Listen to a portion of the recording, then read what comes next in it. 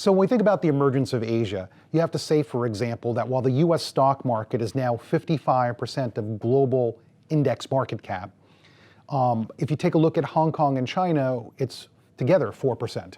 If you throw in Hong Kong, China, India, and all of ASEAN, all of these countries, you get to 11% of market capitalization for what is literally heading to be half the world's population at the fastest growth rate of any region with the highest savings rate, which is now funding consumption and investment and gaining some independence from the Western economies, which is a great diversifier.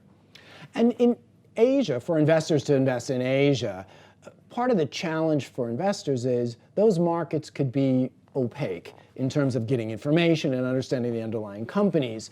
Is Citi's recommendation then to look at successful active managers who've got analysts and portfolio managers on the ground in Asia rather than in a passive way by ETFs? Well, that's particularly the case for the China market, which again will have its own risks of the moment with the United States.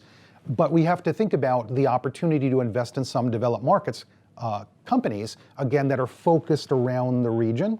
And we generally, again, think that most of the things that people think about with active and passive, they're really looking at performance statistics for just basically the US large cap market. Right. So we would look at active managers for the region.